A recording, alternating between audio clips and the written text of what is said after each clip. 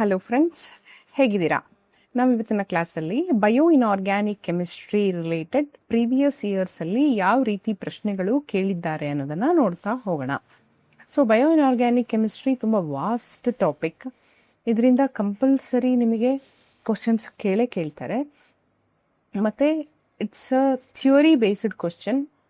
It will be a theory based question. There will be no problems or analytic ಆಗಿ think ಮಾಡಿ ನೀವು answer ಮಾಡಬೇಕಾದ ಅವಶ್ಯಕತೆ ಇಲ್ಲ. Just by reading and memorizing the things, you can easily answer the questions. Okay. So coming to the first question, nitrogenase catalyzes the reduction of nitrogen to ammonia in a reaction that is coupled to the hydrolysis of ATP molecules. The number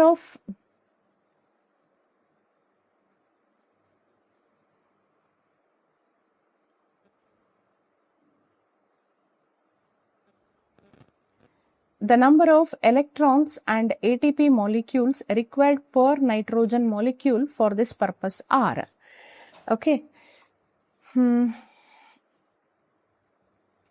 So nitrogen to ammonia convert ಆಗಲಿಕ್ಕೆ nitrogenase ಎಂಜೈಮ್ನ use ಮಾಡ್ತೀವಿ, right? So ಈ ಪ್ರೋಸೆಸ್ಸಲ್ಲಿ ಎಷ್ಟು number of ಎಲೆಕ್ಟ್ರಾನ್ಸ್ನ involvement ಇರುತ್ತೆ ಮತ್ತು ಎಷ್ಟು ATP molecules requirement ಇರುತ್ತೆ per nitrogen molecule ಅನ್ನೋದನ್ನು ನೀವು ಹೇಳಬೇಕು. Option A 8 electron and 10 ATP, option B 6 electron and 6 ATP, option C 8 electron and 8 ATP, option D 8 electron and 16 ATP ಅಂತ ಇದೆ. Here the correct answer is option D 8 electron and 16 ATP.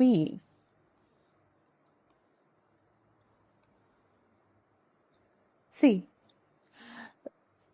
Nitrogen to ammonia ಕನ್ವರ್ಷನಿಗೆ ಏನು ಬೇಕು? We need ಎಲೆಕ್ಟ್ರಾನ್ಸನ್ನು add ಮಾಡಬೇಕು. ಅಂದರೆ it is A reduction process. Okay. Next biological nitrogen fixation ಏನಿದೆ, ಅಂದರೆ conversion of nitrogen into ammonia ಏನಿದೆ, that is highly energy intensive. ಅಂದರೆ ನೈಟ್ರೋಜನ್ ಮತ್ತು ನೈಟ್ರೋಜನ್ನ ನಡುವೆ ಎಷ್ಟು ಬಾಂಡ್ಸ್ ಇರುತ್ತೆ? ಟ್ರಿಪಲ್ ಬಾಂಡ್ ಇರುತ್ತೆ. ಈ ಟ್ರಿಪಲ್ ಬಾಂಡ್ನ ಬ್ರೇಕ್ ಮಾಡಬೇಕು ಅಂತಂದರೆ it requires very high energy. Then reducing nitrogen to ammonia takes 6 electron, but the mechanism inherently produces one hydrogen molecule requires 2 more electron. ಅಂದರೆ ನೈಟ್ರೋಜನ್ ಇಂದ ಅಮೋನಿಯಾ ಕನ್ವರ್ಟ್ ಆಗಲಿಕ್ಕೆ usually 6 ಎಲೆಕ್ಟ್ರಾನ್ನ ಅವಶ್ಯಕತೆ ಇರುತ್ತೆ. ಬಟ್ ಎಕ್ಸ್ಟ್ರಾ ಹೈಡ್ರೋಜನ್ ಗ್ಯಾಸ್ ಕೂಡ liberate ಆಗ್ತಾ ಇರೋದ್ರಿಂದ it requires 2 more electrons. 2 more electrons ಅಂದರೆ ಎಷ್ಟಾಯಿತು? ಟೋಟಲ್ 8 electronsನ ಅವಶ್ಯಕತೆ ಆಗುತ್ತೆ. Then transferring each electron requires the hydrolysis of 2 ATP molecules. So each electron requires 2 ATP molecules. ಹಾಗಾದ್ರೆ ನಮ್ಮ ಟೋಟಲ್ ಎಲೆಕ್ಟ್ರಾನ್ ಕೌಂಟ್ ಎಷ್ಟು? 8 electron. 8 electron ಅಂತ how many ATP molecules? 16 ATP molecules are required to convert nitrogen into ammonia. So along with ammonia, hydrogen gas will be liberated. ATP, 16 ADP is converted into 16 ADP. Then 16 inorganic phosphate will be formed. Okay. Then the function of transferrin, cytochrome and nitrogenase enzymes respectively are. So ಇಲ್ಲಿರುವಂತಹ biological proteins ಏನಿದೆ, ಮೆಟಲೋ proteins ಏನಿದೆ, ಅವುಗಳ ರೋಲ್ಸನ್ನು ನೀವು ಹೇಳಬೇಕಾಗತ್ತೆ. ಟ್ರಾನ್ಸ್ಫರಿಂದು roll ಏನು, ಸೈಟೋಕ್ರೋಮ್ದು roll ಏನು, ನೈಟ್ರೋಜಿನೇಸ್ದು roll ಏನು ಅಂತ ಹೇಳಿ. ಓಕೆ. ಸೊ ನೈಟ್ರೋಜಿನೇಸ್ನ ನಾವು ಈಸಿಯಾಗಿ ಐಡೆಂಟಿಫೈ ಮಾಡ್ಬೋದು ನೈಟ್ರೋಜನ್ ಫಿಕ್ಸೇಷನ್ ಅಂತ ಹೇಳಿ. ಆದರೆ ಎಲ್ಲ 3 ಆಪ್ಷನಲ್ಲೂ ನೈಟ್ರೋಜನ್ ಫಿಕ್ಸೇಷನ್ ಇದೆ. Okay. Option A iron storage, electron transfer and nitrogen fixation, iron transport, oxygen storage and nitrogen fixation, iron storage, electron transfer and N2H4 fixation, iron transfer, electron transfer and nitrogen fixation.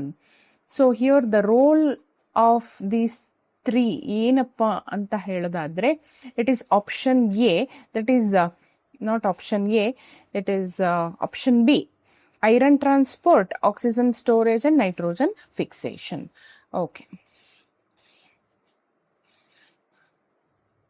I'm sorry, cytochrome is for electron transfer. Option D is the correct answer. Okay na? Not option B. Option D is the correct answer. Transferrin is involved in iron transfer.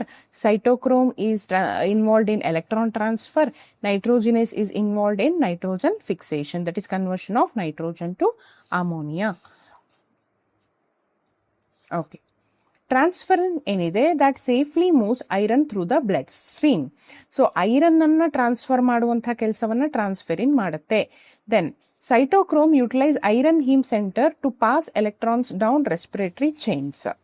Okay, cytochrome ಏನ್ ಮಾಡುತ್ತೆ, it utilises iron haem centre for passing electrons through respiratory chain. Then nitrogenase ಏನಿದೆ that is helpful for conversion of atmospheric nitrogen into ammonia. ಇಲ್ಲಿ ಒಂದು ಟೇಬಲ್ನ ಮೂಲಕ ಕೊಟ್ಟಿರುವಂಥದ್ದು. ಈ ಟೇಬಲ್ನ ನೀವು ನೋಟ್ಸ್ ಮಾಡ್ಕೊಳ್ಳಿ. ಟ್ರಾನ್ಸ್ಫೆರಿನ್ ಅಂತಂದ್ರೆ ಅದರಲ್ಲಿ ಇರುವಂತಹ ಮೆಟಲ್ ಸೆಂಟರ್ ಐರನ್ ಆಗಿರುತ್ತೆ. ಟ್ರಾನ್ಸ್ಫರಿನ್ ಏನ್ ಮಾಡುತ್ತೆ, ಐರನ್ ಟ್ರಾನ್ಸ್ಪೋರ್ಟ್ ಅನ್ನ ಮಾಡುತ್ತೆ, ಐರನ್ ಟ್ರಾನ್ಸ್ಫರ್ ಅನ್ನ ಮಾಡುತ್ತೆ. ದೆನ್ ಟ್ರಾನ್ಸ್ಫರ್ ಏನನ್ನ ಟ್ರಾನ್ಸ್ಫರ್ ಅಂತ ನೆನ್ಪಿಟ್ಕೊಂಡ್ರೆ ಆಯ್ತು, that is iron. Then cytochrome is iron containing haem molecule. ಅಂದ್ರೆ ಒಂದು ಪಾರ್ಫೈರಿನ್ ರಿಂಗ್ ಅಲ್ಲಿ ಒಂದು ಮೆಟಲ್ ಸೆಂಟರ್ ಇತ್ತು ಅಂತಂದ್ರೆ ಅದನ್ನ ಹೀಮ್ ಗ್ರೂಪ್ ಅಂತ ಹೇಳ್ತೀವಿ. ಸೊ ಯಾವ ಮೆಟಲ್ ಇದೆ ಇಲ್ಲಿ, ಸೈಟೋಕ್ರೋಮ್ ಅಲ್ಲಿ ಐರನ್ ಇರುವಂತದ್ದು. ಸೊ ಇದು ಏನನ್ನ ಟ್ರಾನ್ಸ್ಫರ್ ಮಾಡುತ್ತೆ, ಎಲೆಕ್ಟ್ರಾನ್ ಅನ್ನ ಟ್ರಾನ್ಸ್ಫರ್ ಮಾಡುತ್ತೆ.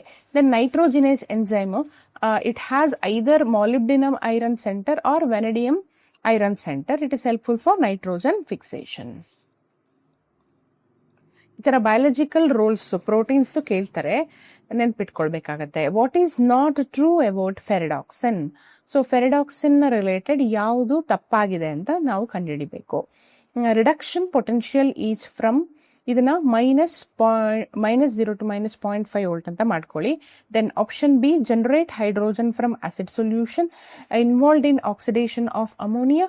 It is iron sulphur protein.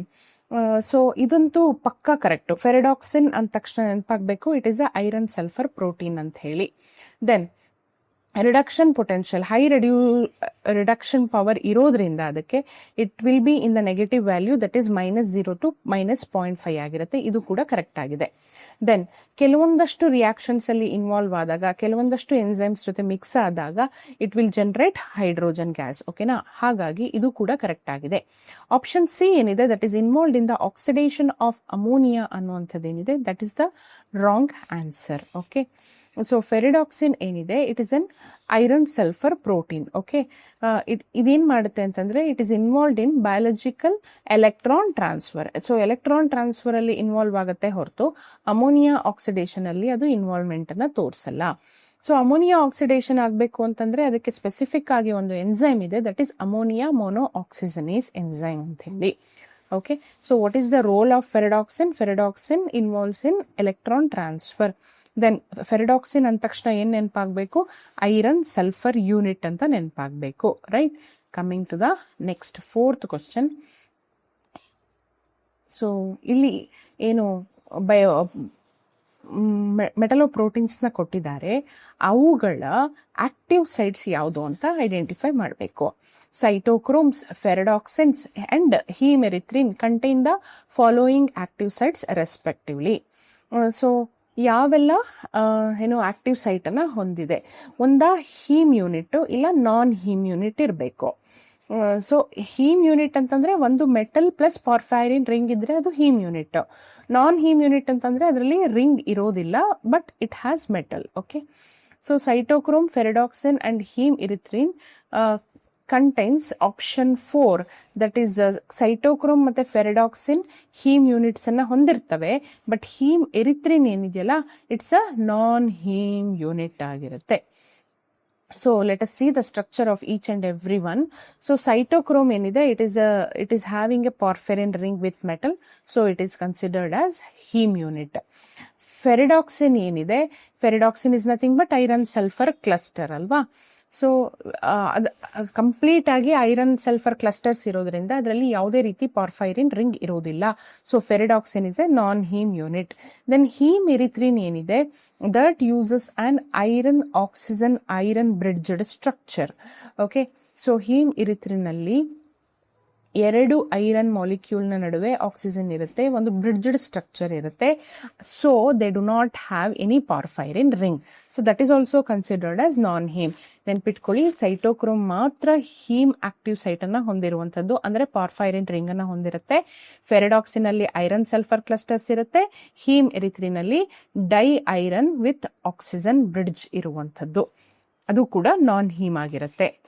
Then coming to the next question, which of the following is known as a detoxifying agent? Detoxifying agent ಅಂದ್ರೆ ಗೊತ್ತಾ? One which removes the toxicity from the body. ಯಾವುದರಿಂದನಾದ್ರೂ toxic element ಅನ್ನ remove ಮಾಡುವಂಥ ಶಕ್ತಿಯನ್ನ ಹೊಂದಿದ್ರೆ ಅದನ್ನ detoxifying agent ಅಂತ ಕರಿತೀವಿ. Option A cytochrome C, option B super oxide dismutase, option C cytochrome P450, option D peroxidase.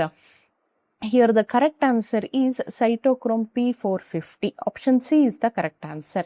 ಈ cytochrome P450 ಎಲ್ಲಿರುತ್ತೆ, ಹೇಗಿರುತ್ತೆ, ಏನು ಕೆಲಸ ಮಾಡುತ್ತೆ ನೋಡೋಣ. cytochrome P450 ಏನಿದೆ, it is an enzyme which is present in liver. So liver ಅಲ್ಲಿ ಇತ್ಕೊಂಡು ಏನು ಮಾಡುತ್ತೆ, primarily it detoxifies. Okay, it catalyses the oxidation of organic substance. ಏನು ಮಾಡುತ್ತದು, ಡ್ರಗ್, ಟಾಕ್ಸಿನ್ಸ್ ಅಥವಾ ಏನೇ ಅನ್ನೆಸೆಸರಿ ಮೆಟೀರಿಯಲ್ ಇದ್ರೂ ಕೂಡ ಅದನ್ನ ಆಕ್ಸಿಡೈಸ್ ಮಾಡುತ್ತೆ, ಅಂದ್ರೆ ಅದಕ್ಕೆ ಆಕ್ಸಿಜನ್ ಅನ್ನ ಕೊಡುತ್ತೆ.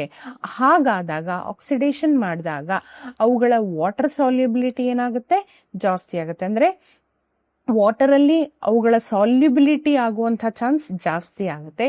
So that it will be excreted easily.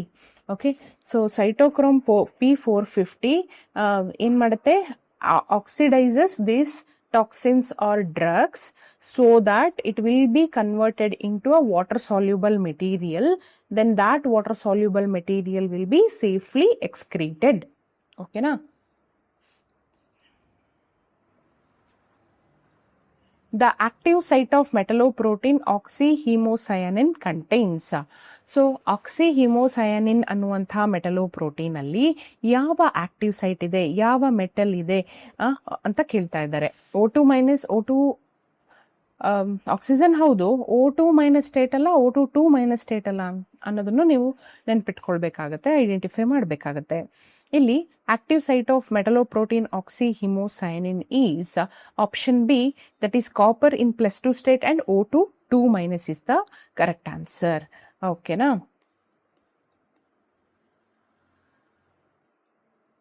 So hemocyanin ಏನಿದೆ, it relies on copper not iron to transport oxygen. ಓಕೆನಾ?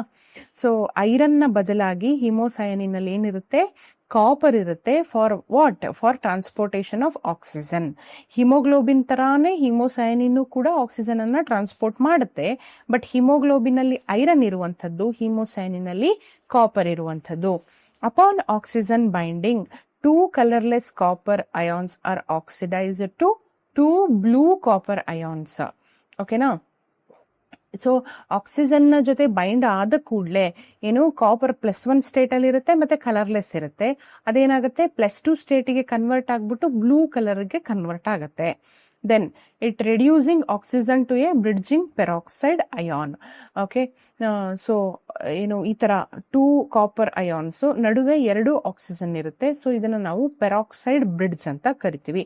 This is the oxidised state of the hemocyanin. This is the deoxy state without oxygen. ಓಕೆನಾ? So +1 ಇದ್ದಿದ್ದು +2 ಆಗುತ್ತೆ, colourless ಇದ್ದಿದ್ದು blue ಆಗುತ್ತೆ, 2 oxygen ನಡುವೆ ಬಂದು ಸೇರ್ಕೊಳ್ಳುತ್ತೆ. Okay, now the next question, synthetic model okay ಬಗ್ಗೆ ಒಂದು ಕ್ವಶನ್ ಇದೆ. N-methyl imidazole coordinated iron 2 picket fence porphyrin was employed as a model compound for the active site of. So ಒಂದು ಏನು ಪಾರ್ಫಿರಿನ್ ಆರ್ಟಿಫಿಷಿಯಲ್ ಆಗಿ ಸಿಂಥಸೈಸ್ ಮಾಡಿರುವಂತಹ ಪಾರ್ಫಿರಿನ್ ರಿಂಗ್ ಇದೆ. ಯಾವುದದು? Iron +2 metal ಅನ್ನ ಹೊಂದಿರುವಂತಹ, ಮತ್ತೆ ಲಿಗ್ಯಾಂಡ್ ಯಾವುದು? N-methyl imidazole ಲಿಗ್ಯಾಂಡ್ ಜೊತೆ ಕೋಆರ್ಡಿನೇಟ್ ಆಗಿರುವಂತಹ ಒಂದು ಆರ್ಟಿಫಿಷಿಯಲಿ ಸಿಂಥಸೈಸ್ಡ್ ಪಾರ್ಫಿರಿನ್ ರಿಂಗ್ ಇದೆ. ಅದು ಯಾವುದಕ್ಕೆ ಆಕ್ಟಿವ್ ಸೈಟ್ ಆಗಿ ಕೆಲಸ ಮಾಡುತ್ತೆ ಅಂತ ಕೇಳ್ತಾ ಇದ್ದಾರೆ. ರುಬ್ರಡಾಕ್ಸಿ, ಸೈಟೋಕ್ರೋಮ್ಸ್, ಪೆರಾಕ್ಸಿಡೇಸ್, ಮಯೋಗ್ಲೋಬಿನ್ ಅಂತಂದ್ರೆ ಇಟ್ ಈಸ್ ಆಪ್ಷನ್ ಡಿ, ಮಯೋಗ್ಲೋಬಿನಿಗೆ ಸೂಟಬಲ್ ಆಗಿರುವಂತಹ ಒಂದು ಆರ್ಟಿಫಿಷಿಯಲಿ ಸಿಂಥಸೈಸ್ಡ್ ಪಾರ್ಫಿರಿನ್ ರಿಂಗ್ ಆಗಿದೆ.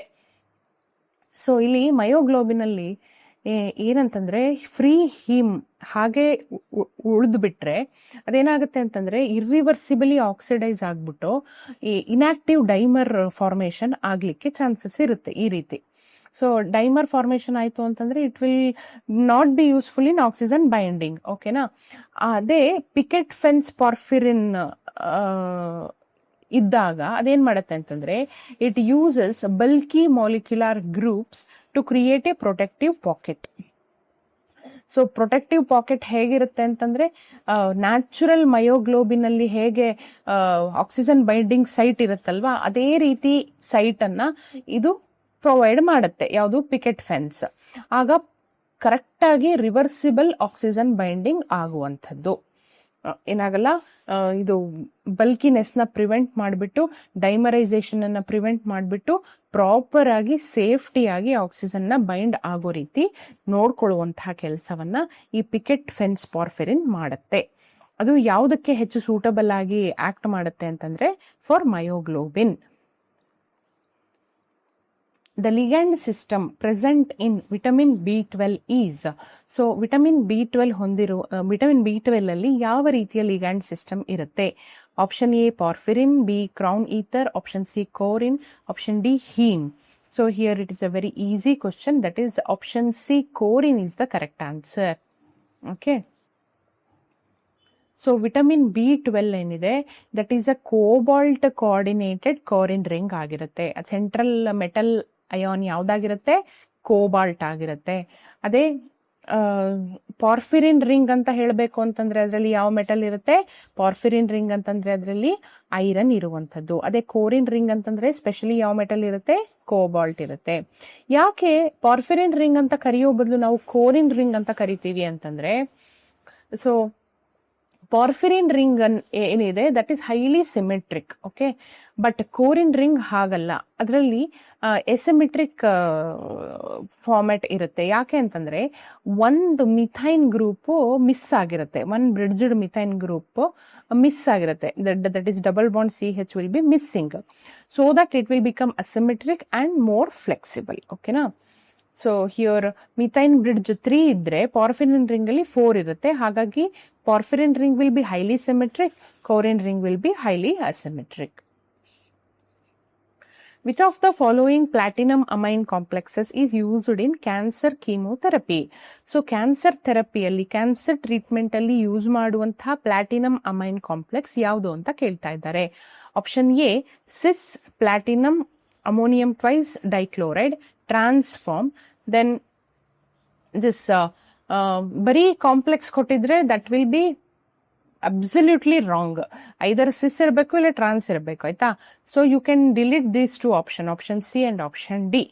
ಸೊ ಪ್ಲಾಟಿನಮ್ NH342+ ಅಲ್ಲ, NH3Cl+ ಅಲ್ಲ. ಸೊ ಒಂದ ಸಿಸ್ ಆಗಿರಬೇಕು ಇಲ್ಲ ಟ್ರಾನ್ಸ್ ಆಗಿರಬೇಕು. So here the correct answer is cis form. ಓಕೆನಾ? ಯಾಕೆ ಅದು ಸಿಸ್ ಫಾರ್ಮ್? ಅದಕ್ಕೆ ಕಾರಣ ಏನು ಅಂತ ಈಗ ಹೇಳ್ತೀನಿ ನೋಡಿ. ಸೊ ಎರಡೂ ಕೂಡ ಸ್ಕ್ವೇರ್ ಪ್ಲೇನರ್ ಕಾಂಪ್ಲೆಕ್ಸ್ ಅನ್ನೇ ಹೊಂದಿರುವಂಥದ್ದು. ಸೆಂಟ್ರಲ್ ಮೆಟಲ್ ಯಾವುದಾಗಿರುತ್ತೆ? ಪ್ಲಾಟಿನಮ್ 2+ ಆಗಿರುತ್ತೆ. ಓಕೆ.